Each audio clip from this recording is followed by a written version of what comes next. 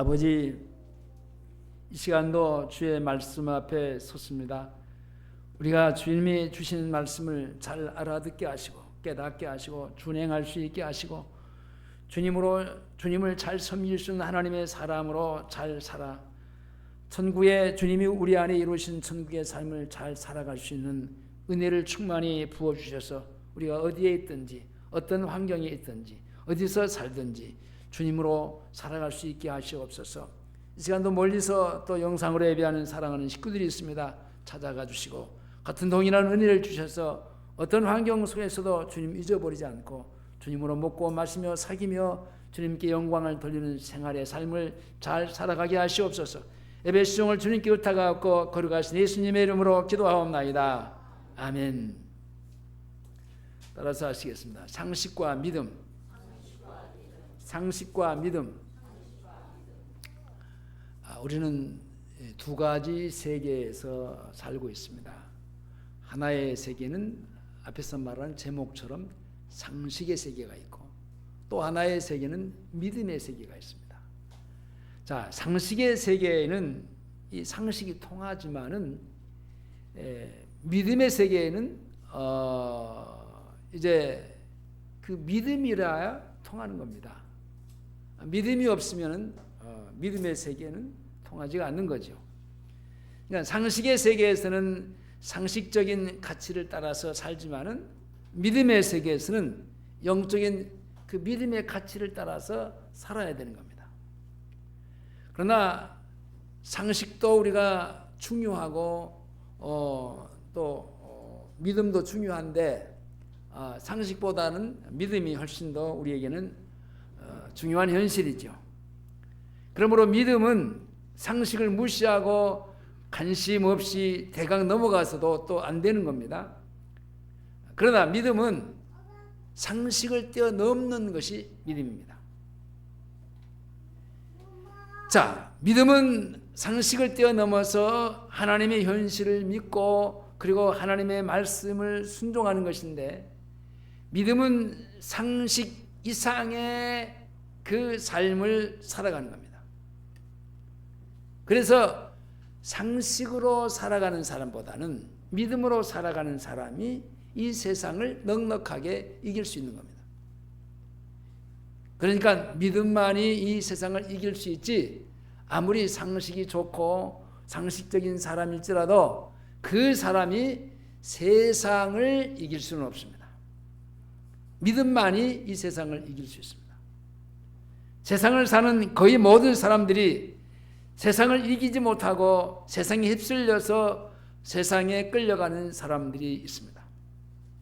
상식 안에 머물고 믿음으로 사는 것은 믿음으로 살지 못하는 그런 믿음이 있기 때문에 세상에 끌려가는 거죠.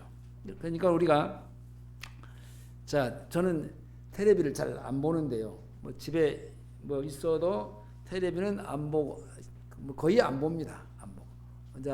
제 아내가 틀어놓고 있으면 이렇게 옆에서 잠깐씩 이제 보기는 하지만은 그 어떤 프로그램들을 보면은 그냥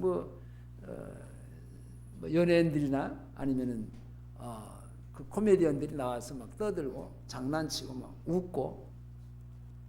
근데 왜 내가 저들이 나와가지고 저렇게 저기들끼리 까불고 노는데 내가 저기다가 시간을 뺏기냐? 그래야 될 이유가 하나도 없어요, 여러분. 그렇잖아요. 세상을 이겨야 되는데 오히려 저들을 내가 끌고 와야지, 땡겨야지. 내가 왜 저 사람들에게 끌려다니냔 말입니다. 여러분, 그 방송국이라고 하는 것은 사실 시청자들을 시청률을 많이 올리기 위해서 수단 방법을 가리지 않고 다 해내는데 여러분 가만히 한번 생각해 보십시오. 그 사람들이 나오는 사람들은요 자기 밥벌이 하고 있어 거기서. 근데 왜 자기들 그 사람들 밥벌이 하는 하고 있는데 내가 거기서 같이 시간 뺏길 필요가 뭐가 있냐? 그럴 필요가 없다라고 생각을 합니다. 그러니까 나는 잘 안 봐요. 물론 이제 보는 것도 있지만은 꼭 봐야 된다고 하면 뉴스를 봐야 하는데 뉴스도 저는 잘 안 봐요. 왜냐? 그러니까 뉴스도 그냥 사람들 만나다 보면은 뉴스거리가 나오잖아요. 어제 무슨 일이 있었다고. 아, 그래요? 특별한 일이 있으면 또 거기서 한번 또 인터넷에서 찾아보고. 우리가 이 세상에 끌려가면 안 돼요. 끌려다니면 안 돼요. 왜냐? 믿음이 없으니까 그러는 거예요. 믿음은요, 하나님의 말씀에 순종하고 그 순종하는 사람이 그 하나님의 다스림과 통치 속에서 하나님의 나라의 삶을 살아가는 겁니다. 자, 이것을 가리켜서 믿음으로 사는 것이라 하는 건데, 근데 이게 믿음으로 살지 않고 상식으로 살아가는 사람은요, 어떤 사람이 육신으로 살아가는 겁니다. 육신으로 사는 사람은요, 세상살이지 믿음의 생활이 아니에요. 육체로는 도저히 순종할 수도 없고 하나님의 말씀에 순종하는 믿음이 아니에요. 믿음으로 살지 않고 상식으로 사는 사람을 하나님의 축복을 받을 수가 없습니다. 믿음으로 순종하는 사람, 믿음으로 사는 사람이 하나님의 축복을 받을 수 있습니다. 성경에 보면 여호수아와 갈렙이 있습니다. 갈렙이 이제 광야 생활 속에서 가나안 땅을 앞두고 이제 그 가나안 땅, 우리가 소망했던 아브라함에게 언약 같던 그 가나안 땅이 어떤 곳이냐 가서 탐지하라고 12명을 보냈습니다. 근데 똑같은 상황을 다 뒤져봤어요. 12사람이 똑같이 다녔어요. 똑같이. 근데 보는 눈이 달랐어요. 이 여호수아와 갈렙은요, 믿음으로 그 하나님의 말씀하신 그 믿음으로 그 가나안 땅의 모든 것들을 봤어요. 근데 나머지 10사람들은 어떻게 했어요? 와우, 보니까 그 상식적인 현실만 본 거예요. 와, 뭐라고 말합니까? 그 사람들은 뭐라고? 자기들은 거기에 비하면 메뚜기 같다.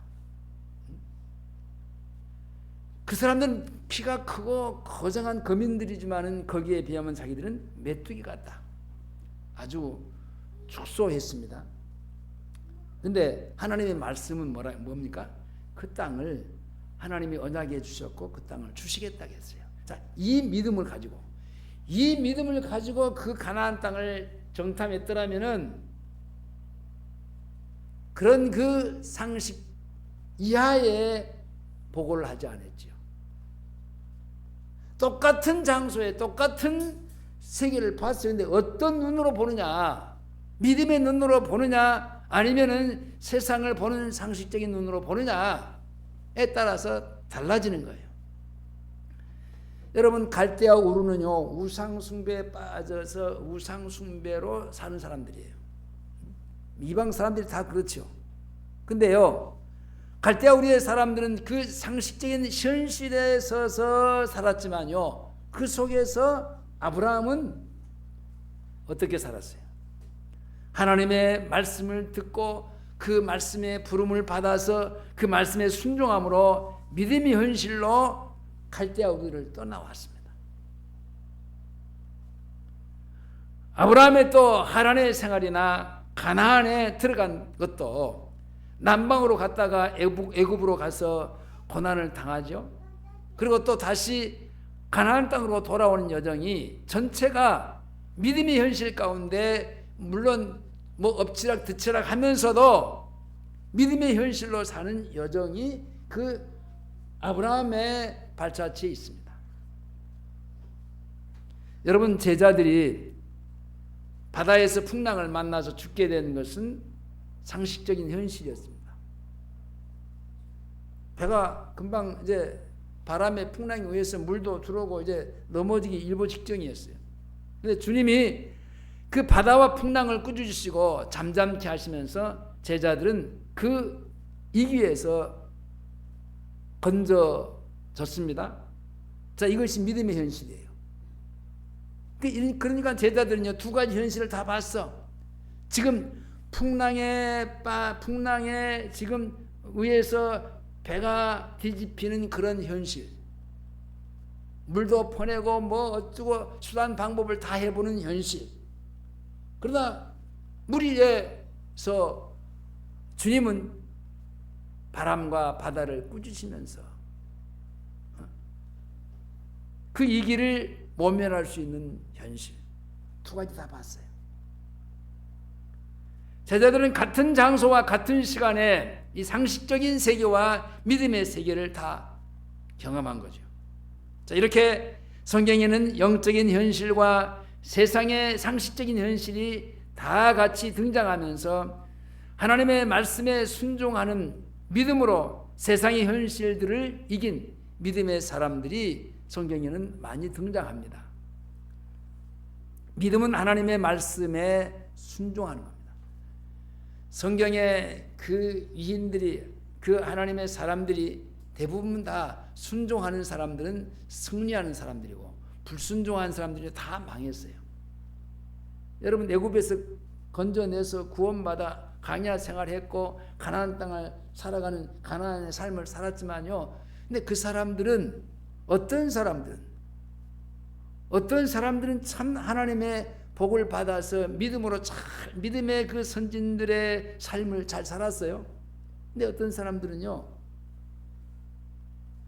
그 자리에서 땅이 갈라져서 땅 속에 묻혀서 죽고, 그 다음에 뭡니까? 하늘에서 불이 내려와서 그들을 태워 죽이고,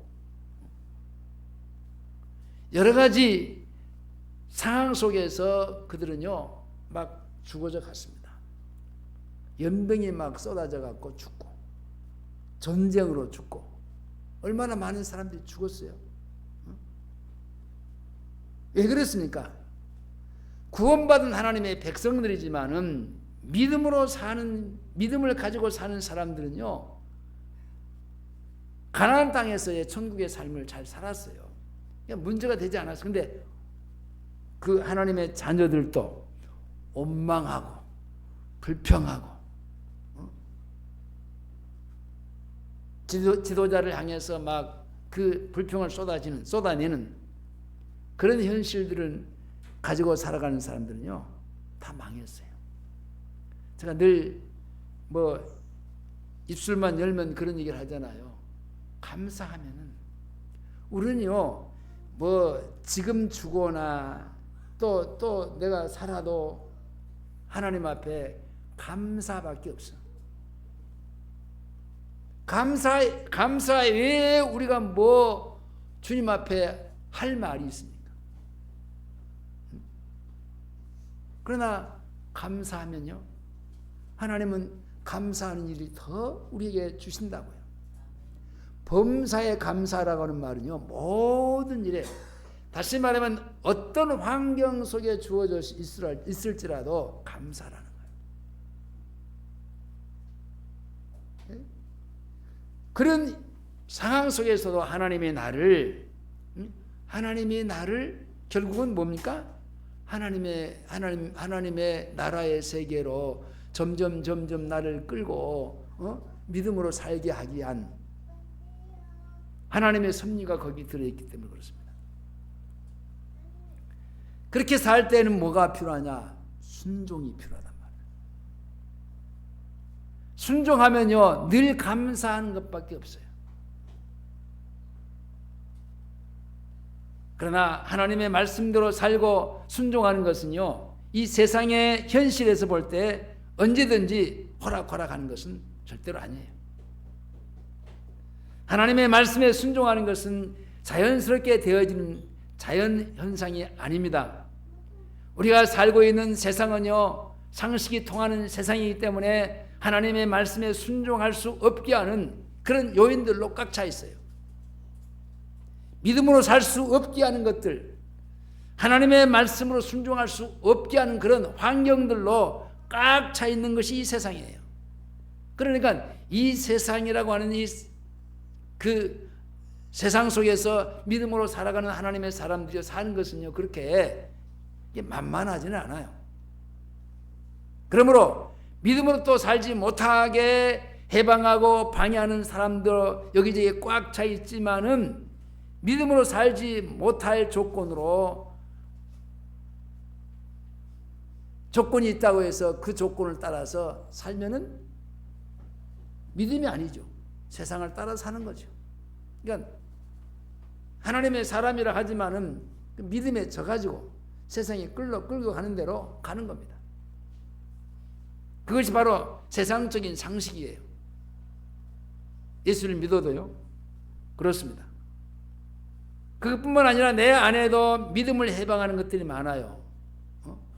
우리 안에 주님이 이루신 하나님의 나라가 있고 하나님의 나라 주님을 모시고 살고 있지만은 때로는 그분의 다스림과 통치 속에서 살고 있지만은 때로는 옆에 있는 친구가 어떤 때는 가족이 나의 믿음을 해방하고 상식의 수준으로 나를 끌어내리려고 애를 쓸 때가 있습니다. 믿음의 선진들도 순종할 수 있는 것을 순종한 것이 아니에요. 아무리 봐도 순종할 수 없는 것들을 이 믿음의 선진들은요 순종했어요. 그래서 아브라함은 바랄 수 없는 중에 믿음으로 바랬다. 아브라함이 바랄 수 없는 중에 바라고 믿었으니 노아도 그랬고 이삭도 그랬고 또 야곱이나 모세도 엘리야도 많은 사람들이 바랄 수 없는 것을 바라고 믿음으로 순종해서 하나님의 역사를 이루어낸 사람들입니다. 자, 오늘 본문은 말씀을 보면요, 이 이삭이 어떻게 순종하기 어려운 요건 속에서 순종을 배워서 하나님의 축복을 받았는지를 생각하면서 우리도 이와 같은 그런 동일한 은혜를 입기를 원합니다. 세상에서 상식으로 사는 것은 오히려 쉬워요. 그죠? 믿음으로 사는 것보다는 상식으로 사는 것이 쉬워요. 사람들은요, 어렵게 살아가지 않아요. 그잖아요. 어려운 걸 놔두고, 쉬운 걸 놔두고 어려운 것을 선택해서 살려고 하는 사람은 없지요. 그것은 자연스러운 일인데요.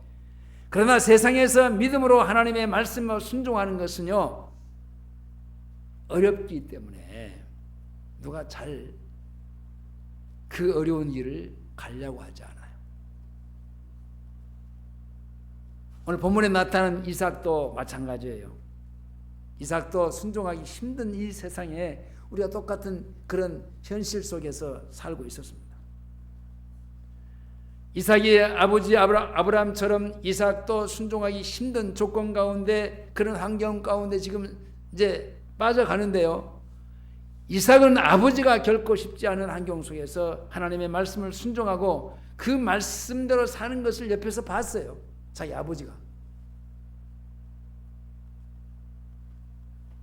다른 사람들은 상식과 현실을 쫓아서 살지만은 아버지 아브라함은 하나님의 말씀에 순종하면서 승승장구하는 믿음으로 사는 것을 옆에서 지켜봤습니다.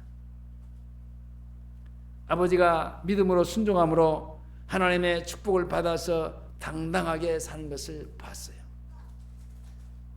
그리고 자기도 아버지와 같은 믿음으로 하나님의 사랑과 축복을 받으면서 그렇게 아마 살고 싶었던 마음이 아마 꿀뚝 같았을 것입니다. 그러나 아버지가 세상에서 이제 계속 자기와 같이 있어주는 것은 아니잖아요. 아버지가 떠났어요. 그 자신이 똑같은 자기 아버지와의 같은 환경 속에 들어갈 때 아버지처럼 하나님의 말씀에 순종하는 것이 그렇게 생각대로 쉬운 것이 아니라는 것을 아주 뼈저리게 체험했어요. 그것은 아버지의 믿음이었지 자신의 믿음이 아니었기 때문에 그렇습니다. 그러니까 우리가 옆에 있는 사람 믿음이 아주 견고한 사람 옆에만 있어도요, 나는요 자연히 그 믿음의 사람을 그냥 지난철처럼 딱 붙어가고 따라가게 돼 있어요.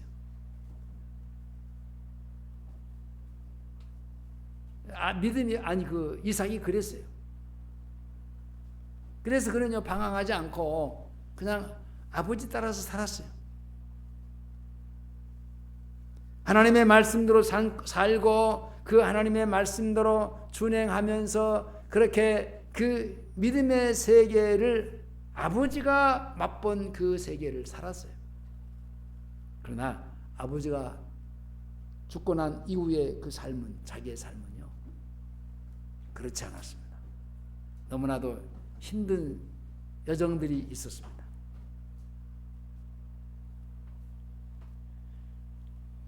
하나님이 약속하신 축복을 오늘 본문에 보면은 아브라함이 그 이삭도 받았어요.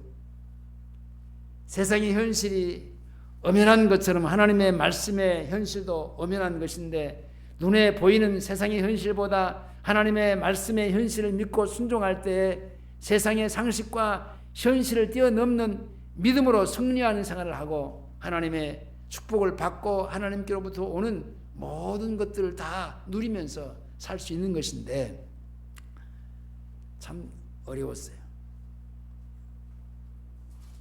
근데 이 이삭도요 아버지처럼 아버지와 같은 믿음으로 하나님이 자손 만대로 복을 주시겠다고 이 땅에서 살아야 하는 이삭에게 믿음의 시련이 찾아왔는데, 그 이삭에게 첫 번째 믿음의 시련이 뭘까요? 오늘 본문에 뭐였어요? 1절에서 뭐예요? 흉년이에요. 흉년. 1절 다 같이 보겠습니다. 시작. 아브라함 때에 첫 흉년이 들었더니 그 땅에 또 흉년이 들매 이삭이 그를 알아봐서 그곳에서 아비멜렉에게 들었더니. 제가 늘 얘기하죠. 예수를 믿고 난 다음에 첫 번째 시련이 온 게 뭐냐? 먹고 사는 문제예요. 경제 문제예요. 하나님은 반드시 우리에게 이 문제를 시험을 갖고 찾아옵니다. 아버지 아브라함도 흉년을 당했지만 아버지는요 그 연약한 믿음의 소유자가 아니라 강한 믿음으로 살았기 때문에 그것을 이길 수 있었어요.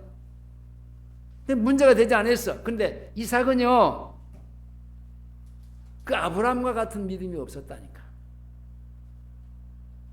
그런 상황 속에서 흉년이 이 이삭에게는 너무 힘들고 견딜 수 없는 고통으로 다가왔습니다. 그 이유는 자기의 믿음이 아버지와 같은 믿음이 아니었기 때문입니다. 이삭의 믿음은요 연약한 믿음이었어요. 문제를 해결하는 믿음이 없이 그냥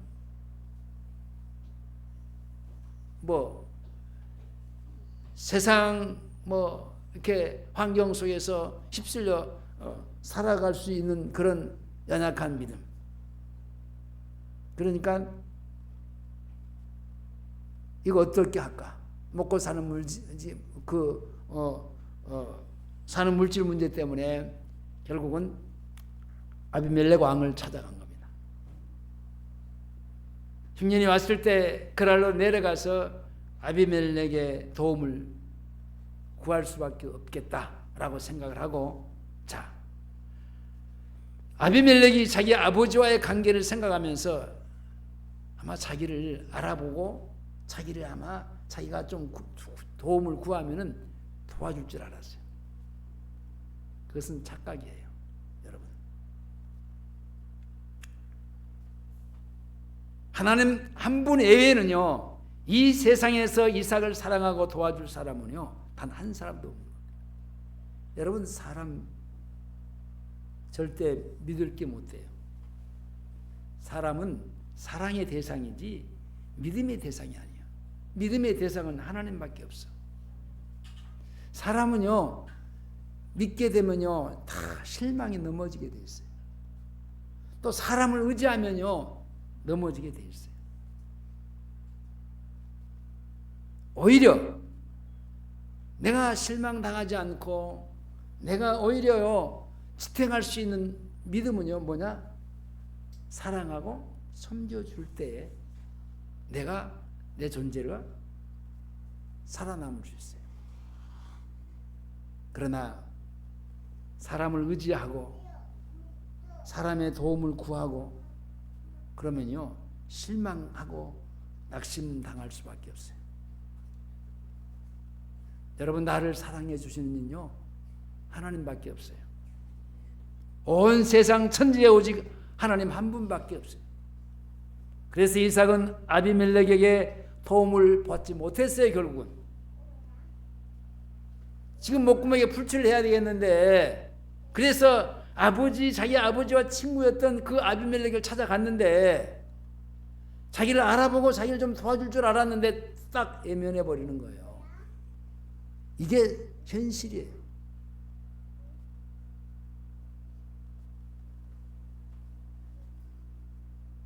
그래서 이삭은요 애굽으로 내려가서 지역적으로 좀 더 나은 곳을 이제 선택을 합니다.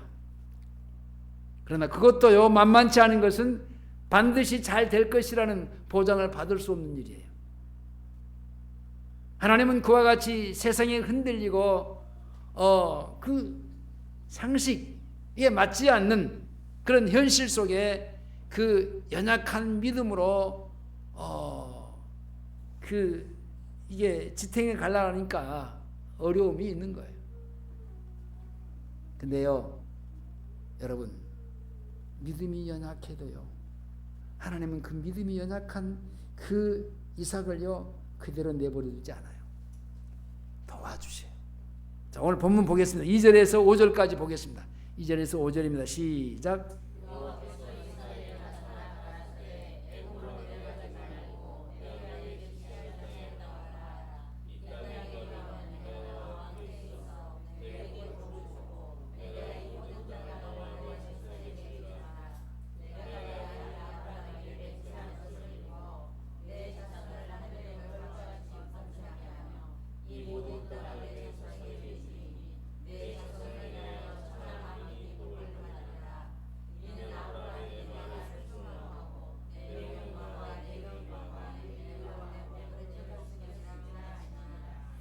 하나님의 말씀이 이삭에게 믿음을 줍니다.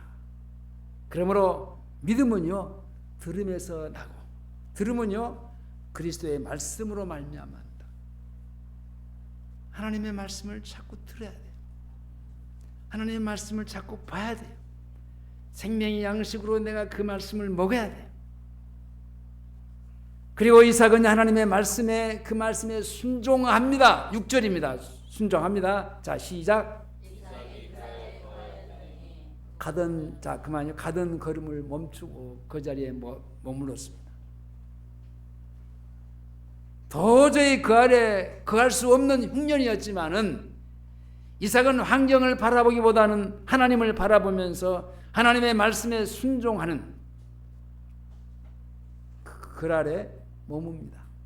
내가 굶어 죽어도 여기서 죽어야지. 이게 순종하는 믿음이에요. 모든 환경과 여건을 뛰어넘어서 하나님의 말씀에 순종하는 믿음이에요. 자, 여기서 한번 딱 하나님의 말씀을 순종하다 보니까요, 믿음이 거기서 팍 오릅니다. 그 고비가 다 있어요. 근데 그 고비를 치고 올라가지 못하면은 항상 허우적대, 항상 먹고 사는 문제, 세상의 문제로 끌려다니면서 이제 하나님의 자녀로서의 당당한 삶을 살지 못해요. 그러니까 상식에 뛰어넘는 믿음이 있어야 돼요. 얼마나 많은 사람들이 하나님의 말씀 앞에 자기의 그 처자와 그리고 자기 가족들, 친구들, 이런 환경에 이기지 못해가지고 빠져드는 사람들이 얼마나 많습니까? 사람 때문에 하나님의 말씀에 순종하지 못하고, 때로는 자식 때문에, 식구 때문에, 친구 때문에 하나님의 말씀을 보유하는 삶을 살면은 돈이 없다고 하는 핑계를 삼아서 불순종을 하는 것을 정당화하고 스스로 계산 때문에 시간도 물질도 마음도 들이지 못하는 불순종에 빠지게 되는 겁니다. 그것을 우리는 뭐라고 하죠? 핑계라 그러죠. 그 성경을 보면은 주님이 우리에게 시킬 때요, 다 미리 준비해 놓고 이렇게 그래요. 그리고 준비만 해놓는 게 아니라 미리 말씀을 해줘. 반드시 말씀을 해주고, 그리고 확실한 증거를 보여주고 가게 해요. 그냥 막연하게 어디 가봐 그러지 않아요. 근데요, 이 이삭이 글 아래에 머무는 것이요, 현실로서 너무나 지금 고통이에요. 도저히 계산이 안 나오고 답이 나오지 않은데도 거기에 머물렀어요. 그것은 무엇 때문에? 하나님께서 조금 전에 말씀해 주셨던 믿음 때문에. 계산이 안 될 때 순종하는 것이 믿음입니다. 답이 아니 나올 때 순종하는 것이 믿음이에요. 그 순종의 결과가 어떻게 생각해 보십시오. 아주 팍 차 올라갑니다. 12절에서 16절까지 보겠습니다. 12절에서 16절까지. 다시 이삭이 시작.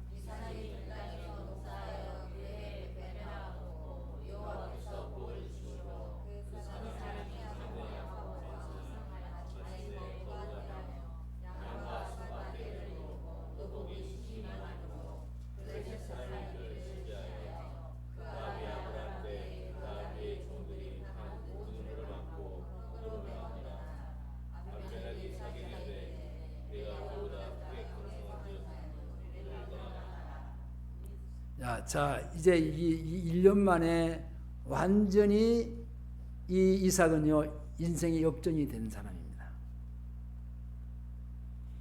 이삭이 농사를 지어서 그의 100배나 결실함으로 이 거짓말 같은 사건이 일어났어요. 하나님이 하신 것입니다. 다른 사람들도 같은 해에 같은 농사를 지었지만은 그와 같은 축복을 받은 사람은요, 한 사람도 없어. 이삭밖에 없어요.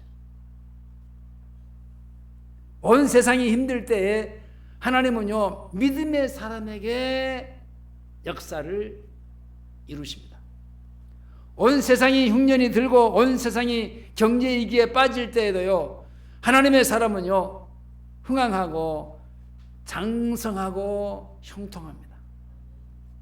그것은 여러분, 이삭이 농사를 잘 지고 뭐 경영을 잘해서 아니에요. 투자를 잘해서 아니에요. 하나님의 말씀에 순종한 결과예요.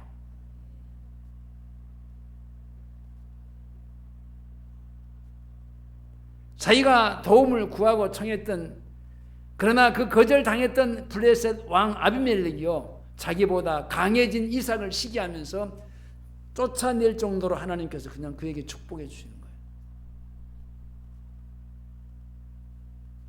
우리 이종환 장로님, 김희숙 권사님 아주 그 IMF 때 경험했어요.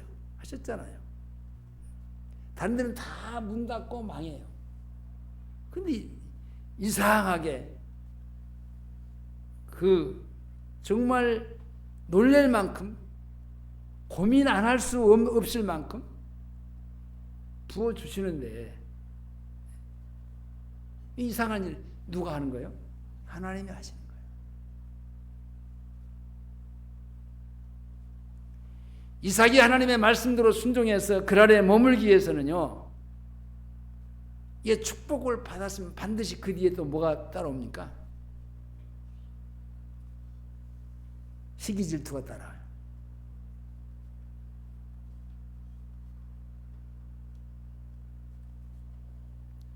자, 이삭이요, 하나님의 말씀에 순종을 하여서 그 아래에 머물기 위해서는요, 또 다른 위험을 감수했어야 되는데, 그것이 또 하나 뭐냐?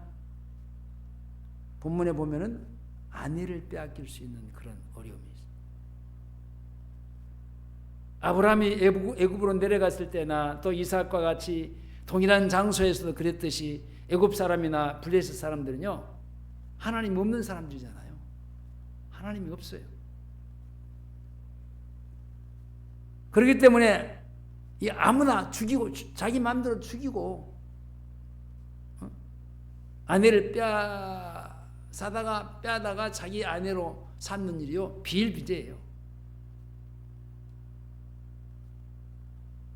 그러니까 뭐 아버지 아브라함도 그랬고 이삭도 마찬가지야. 아내라고 하면은 그 자기를 죽여야 데려갈 수 있잖아요. 근데 누이 동생이라고 하면요, 자기 목숨을 살잖아요. 그냥 데려가면 되니까. 그래서 누이라고 한 거예요. 자기 눈에 이뻐 보이는 사람은요, 아무나 자기 아내로 삼는 일들이요, 그 당시에는 벌어졌어요. 노아의 시대도 그랬잖아요. 그래서 아브라함도 애굽에서 가나안에서 자기의 아내를 아내라고 하지 않고 누이 동생이라고 하면서 낭패를 당한 적이 있습니다. 그러나 하나님은 그 모든 위기에서도요, 아브라함을 도우시고 바로에게 재앙을 내리시고 아비멜렉에 현몽하사 꾸짖으시면서 그 아내와 여종들의 태를 닫으시면서 재앙을 내리심으로 아브라함의 아내 사라를 다시 찾아주신 은혜를 베푸십니다. 자, 여기 이삭도 마찬가지예요. 참 신기한 일이 벌어졌습니다.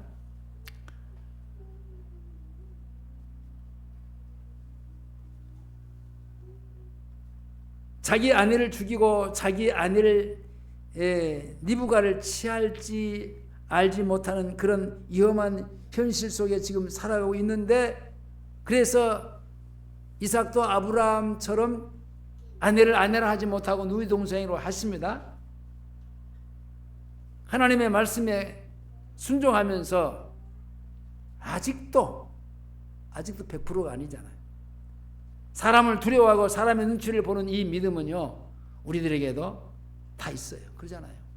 믿음으로 산다고 하지만은 사람의 눈치를 보게 되고 세상을 또 보게 되는,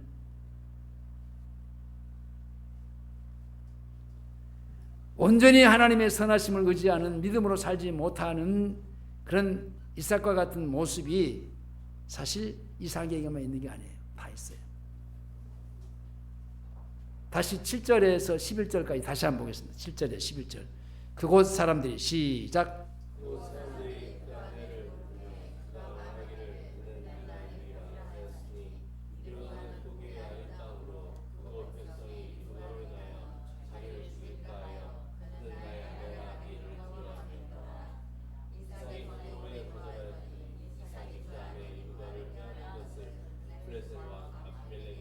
자, 잠깐요. 자, 26절에 자, 이삭이 거기 오래 거하였더니 이삭이 그 아내 리브가를 껴안는 것을, 아니 신하가 보는 것도 아니고 길거리에 지나가는 그 나그네가 보는 것도 아니고 누가 봤어요? 블레셋 왕이 본 거예요. 그러니까 이삭을 죽이고 그 아내를 뺏어 올 수 있는 그 사람이 봤다니까. 누가 보게 해주셔서 지금 하나님이. 참 이상하죠. 어떻게 해서 봤든지 이게 하나님은요, 야, 누이가 아니라, 누이 동생이 아니라 자기 아내야. 근데 이유가 있어. 응? 자기 죽이고 데려갈까 봐 그런 거야.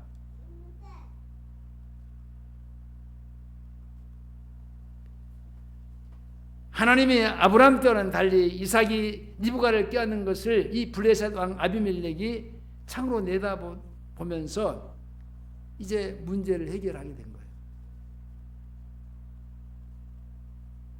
이삭이 두려워하는 문제를 아주 명쾌하게, 이게 하나님이 하는 일은요, 이렇게 뭐 우리가 이해할 수 없는 그런 일들이 벌어지는 거예요. 이것이 하나님의 사랑이요 하나님의 선하심입니다. 순종하는 자에게 하나님의 선하심이 있습니다. 하나님을 사랑하고 그 말씀에 순종하는 자에게는요, 항상 하나님이 좋은 곳으로, 항상 하나님 앞에 감사하면서, 범사에 하나님 앞에 감사하면서 사는 사람은요, 항상 하나님이 좋은 곳으로 주시게 되어 있어요. 그리고 또 하나의 문제가 또 있어요.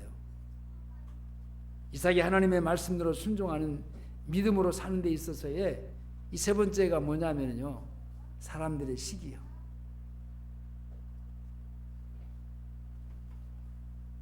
제가 좀 자랑할 것 같아서 얘기하기가 조금 어려운데, 이 효령타운이 이제 15년 금년에 15주기를 했어요. 행사를 했어요. 근데 10년 전부터 이렇게 타운을 다니면서 이렇게 여러 가지 프로그램을 하고 이렇게 사는 사람들이 내 주변에 많습니다.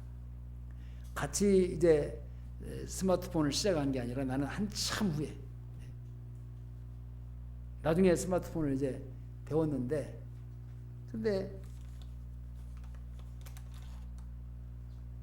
그 중에 유일하게 나만 뭐 다른 데서도 하고 타운에서도 하고 스마트폰 강사가 됐어요. 이게 그럽니다. 주변의 사람들이 최고의 고지까지 갔으니까 당신은 이제 더 이상 갈 게 없다. 뭐 본부장 할 거예요? 아니잖아요. 그게 이제 명예인데, 다른 사람들이 나는 막 한참 올라갈 때 갈 때 막 얼마나 주변에서 시기했는가 몰라요. 아, 예? 근데 그때 거의 힘들더라고 진짜. 그런 시기 질투 속에 막 이제 막 견딜라니까 정신적으로 굉장히 힘들더라고요. 그래도 견뎠어요. 그래서 그 사람들이 이제 나는 그 사람들하고 나하고 IQ 재면요, 그 사람들은 3자릿수인데 나는 2자릿수예요. 그러니까 뭡니까? 뭐 몇십 배로 노력을 해야 돼요. 우리 집 사람이 알지만 저는 어떤 때는 저녁내 잠 안 자고 날새기 하는 것도 많아요. 왜냐, 그렇게 안 하면요 살아남지를 못해. 그러다가 이제 이제 뭐 책이 나오고 또 이렇게 뭐 여기저기 막 하다 보니까 뭐 지금은 자치회까지 들어가서 활동을 합니다. 그러니까 이제는 그렇게 나를 시기했던 사람들요, 나를 끄집어 거기 같이 다니면서 소개해주고 나를 가르쳐주던 사람들 이제는 포기.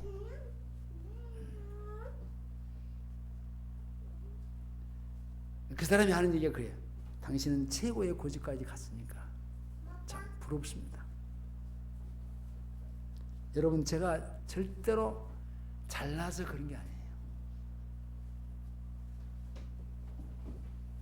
제가 절대로 다른 사람보다 더 잘해서가 아니에요. 그런 거 하나도 없어요. 어느 뭐로 봐도 그 사람들은 내가 나은 게 하나도 없어요.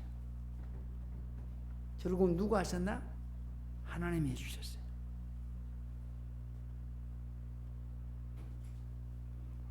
그래서 이 이삭이요, 주변 사람들로부터 이제 시기 질투가 나오는데 가장 중요한 게 뭡니까? 이 왕으로부터 이제 문제가 이제 들어온 거예요. 이삭이 한순간에 강하게 되고, 강한 사람이 되고, 한순간에, 한 1년 만에, 자기한테 구걸하던 사람이 와서 이제 한순간에 거부가 되고, 이게 사람들이, 다른 농사들은 그렇게 안 되는데 이게 100배가 됐으니까 눈에 확 띄는 거 아니에요?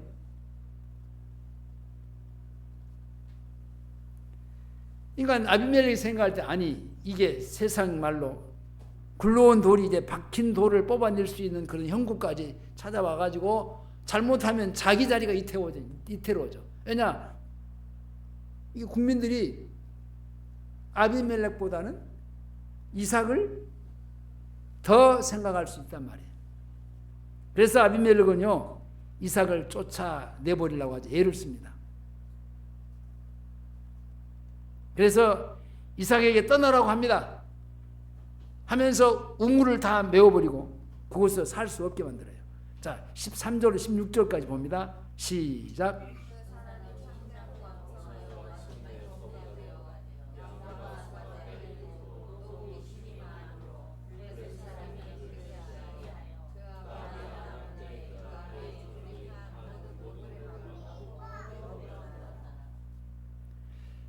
자, 16절 아비멜렉이 이삭에게 이르되 네가 우리보다 크게 강성한즉 우리를 떠나라.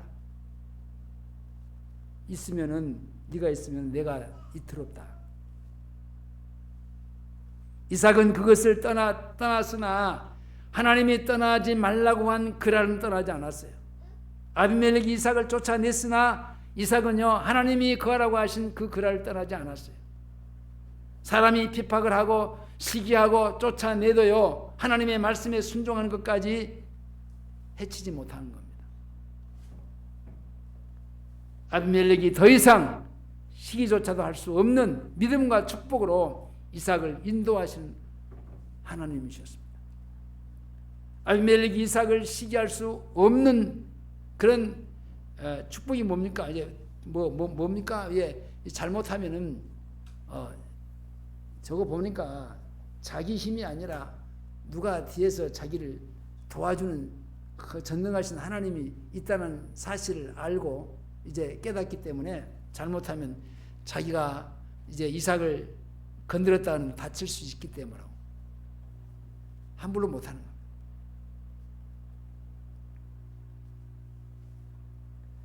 이삭을 경쟁 상대로 생각해서 시기하고 핍박하면서 이제 쫓아내려고 했지만은, 그러나 하나님이 이삭과 함께 하시는 것을 보았을 때 이 아비멜렉은요, 이삭과 경쟁할 수 없는 자신의 모습을 보고 이삭을 찾아옵니다. 그리고 그 앞에 머리를 조아립니다. 26절 29절까지 봅니다. 26절 아비멜렉이 시작.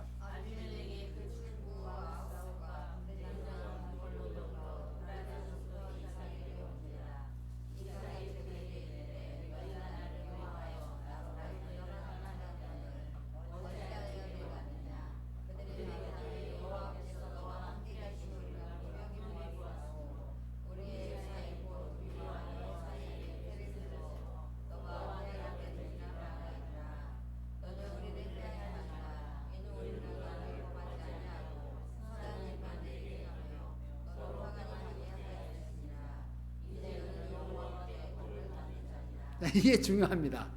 네가 똑똑하고 네가 잘나서가 아니고 누구에게? 여호와께 복을 받은 자니라. 여기까지 와야 돼요. 여기까지. 아비멜렉이 하나님이 이삭에게 함께 하신 것을 분명히 보았습니다. 이삭의 축복이 이삭과 함께 하시는 하나님께로부터 오는 것을 분명히 알았습니다. 그래서 아브라함에게 하나님이 함께 하심으로 자기가 아브라함을 이길 수 없었던 것처럼 이삭에게도 하나님이 함께 하시는 것을 보면서 자기가 이삭을 이길 수 없다는 사실을 알게 됐습니다. 그래서 이삭을 찾아와서 아쉬운 목소리로 자기와 조금 이제 의견 조율해서 나 다치지 않게 해줘. 절대로 내 것 좀 타치하지 마라.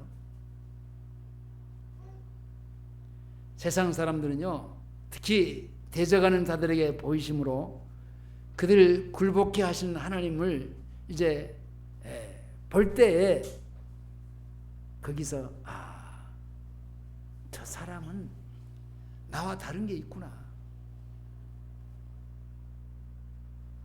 다윗도 그랬잖아요. 다윗도 하나님의 축복을 받은 다윗도요, 대적하는 자를 능히 이기게 해주신 그 주님을 이렇게 고백합니다. 시편 23편에서요 주께서 내 원수의 목전에서 내게 상을 베푸시고 기름으로 내 머리에 바르셨으니 내 잔이 넘치나이다. 자, 원수의 목전에서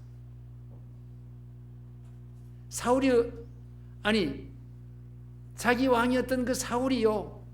그리고 사울이요, 귀신 들렸을 때 그 다윗이 가서 악기를 틀어줌으로 말미암아 귀신이 쫓아내고, 이급한 블레셋에서의 손에서 건져내게 해주시고, 그런데 그 다윗을요 죽이려고 몇 번 하잖아요. 근데 하나님이 보호하시고 창을 던지지만요, 다윗한테 던졌는데 비껴나가. 그 던진 창도요 가다가 착 틀으신 이가 하나님이시오.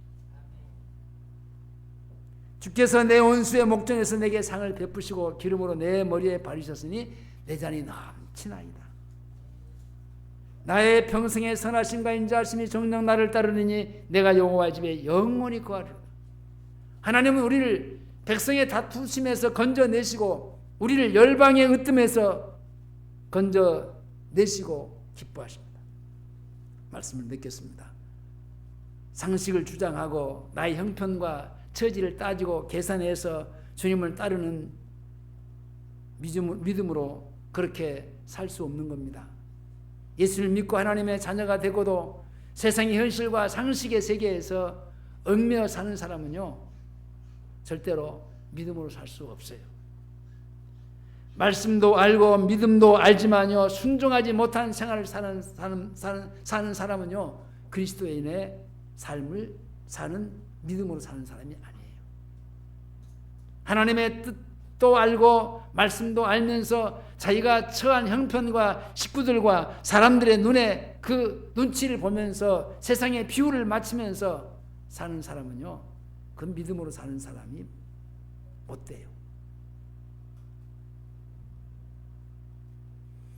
힘도 없고 능력도 없는 그런 창백한 종교 생활로는 살 수 있어도 믿음으로 사는 사람은 못 돼요.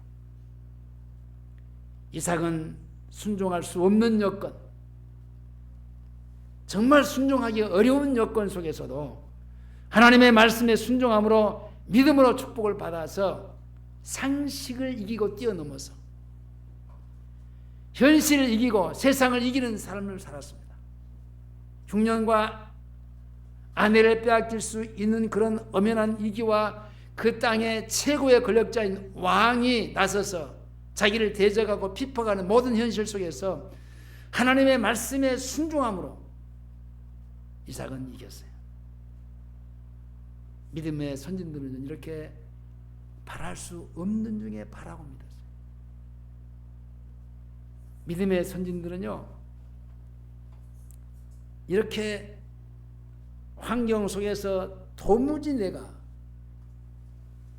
순종할 수 없는 환경이었어도 그래도 순종했어요. 여러분 순종한다는 것은요 그냥 맨몸으로 되는 게 아니에요. 자기 목숨을 대놓고 하는 거예요. 사랑하는 우리 호남제일교회 성도님들이요, 우리도 이제는 상식의 세계에서 상식의 현실로 살아가는 것이 아니라 이삭과 같이 상식과 모든 어려운 현실을 뛰어넘어서 믿음의 세계에서 말씀에 순종하는 그런 삶을 살아가서 혹시 우리에게도 핍박이 있고 어려움이 있고 대적자들이 있다 할지라도 오히려 나중에는 그 대적자들이 그 앞에서 굴복할 수 있는 하나님의 능력의 사람들이 삶을 살아갈 수 있기를 주의 이름으로 축원합니다. 기도하시겠습니다. 아버지 감사합니다. 우리에게 주신 귀한 은혜 말씀을 나누었습니다.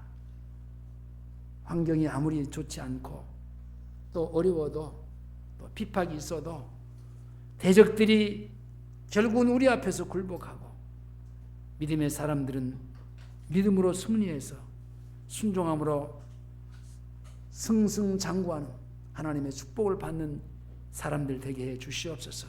예수님의 이름으로 기도하옵나이다. 아멘.